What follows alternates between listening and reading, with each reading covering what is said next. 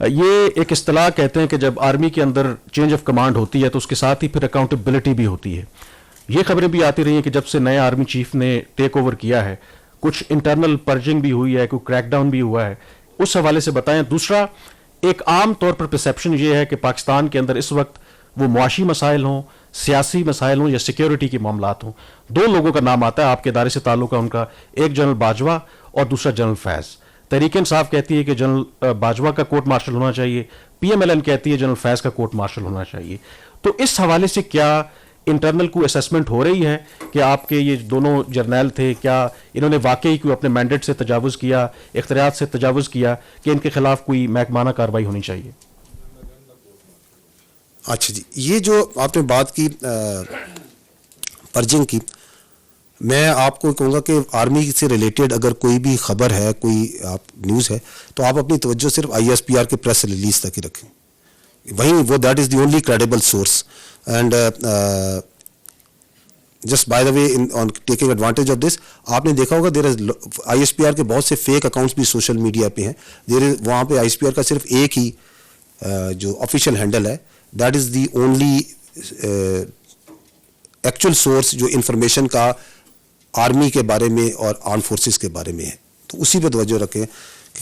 تو that is تو پھر یہ اضطرابی قسم کے جو سوالات ہیں جو کہ مفروضے اور اسپیکولیشن پہ بیسز ہیں, اس پہ آپ نہیں جائیں گے. نہیں, یہ آپ کچھ کہنا چاہ رہے ہیں مزید؟ نہیں, اچھا, جو آپ نے جہاں تک جو آپ نے ذکر کیا, دیکھیں آرمی کا ایک اپنا جو ایک بڑا کمپریہنسو نظام موجود ہے. یہاں لاکھوں افراد اس ادارے میں کام کرتے ہیں اور کرتے رہتے ہیں.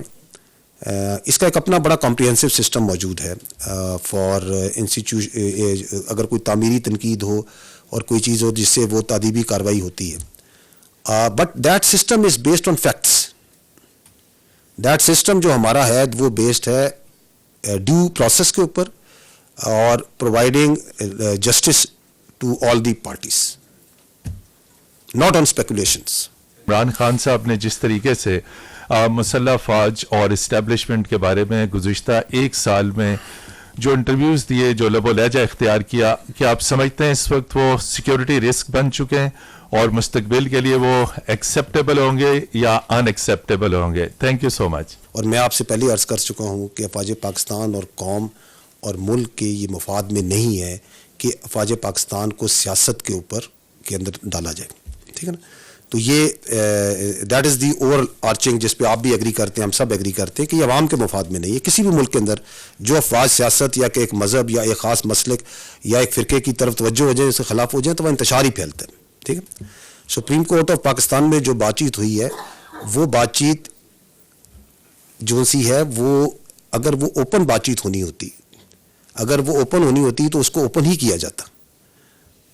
ٹھیک ہے نا. تو وہ وہاں پہ جو بات چیت ہوئی ہے کسی وجہ سے وہ معزز جو ہمارے جج ہیں, چیف جسٹس ہیں, ان کے اور اداروں کے درمیان ہوئی ہے.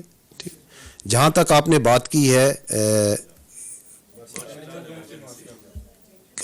آپ کا اس میں سوال کیا ہے؟ کنفیوژن ہے کہ عید کے بعد ملک میں ایمرجنسی پلس لگ رہی ہے یا مارشل لا کا کوئی نفاذ ہو رہا ہے. ہمیں تو کوئی ایسا نہیں لگ رہا ہے, لیکن اگر کوئی اس قسم کی چیزیں سوشل میڈیا پہ یہ چیز سامنے آ رہی ہے تو اس کو ڈسپیل کر دیجئے کہ آیا ایسی کوئی چیز ہے یا نہیں ہے.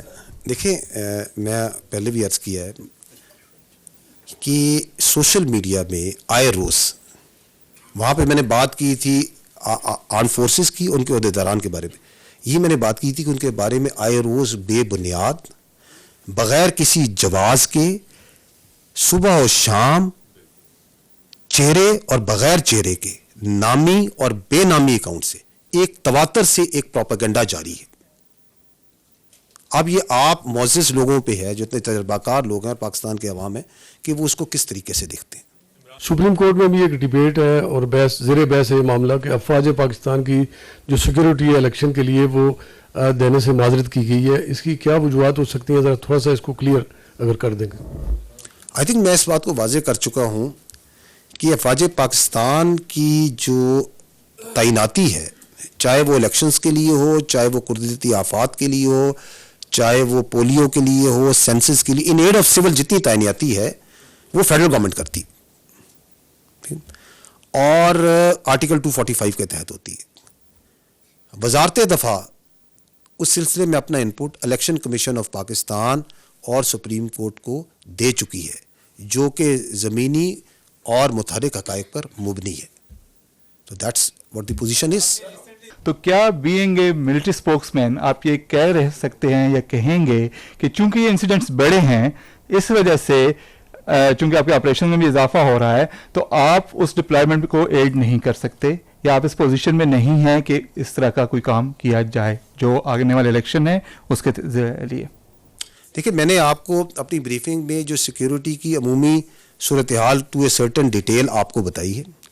یہ پہلے ایک سوال ہوا تھا کہ کس طرح کا آپریشن جا رہا ہے, تو میں نے جو اس وقت آپریشنز ہو رہے ہیں, جو آگے آپریشنز آ رہے ہیں, جو ایک کمپین ہے جس میں blood transfer is the main phase focus, جس میں سیکیورٹی نے ایک انیبلنگ انوائرمنٹ دی ہے, تو موجودہ اور آنے والے آپریشنز کی جو نوعیت ہے وہ بھی آپ کو بتائی ہے, وہ کس طرح کی ہے.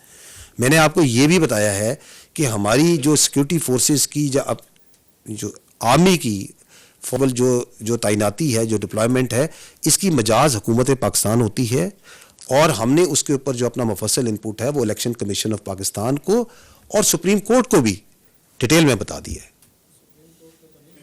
سپریم کورٹ کے اندر جو بریفنگ ہوئی ہے اس میں الیکشن کمیشن آف پاکستان کو دیا گیا وہ سارا انپٹ جو ہم نے دینا تھا.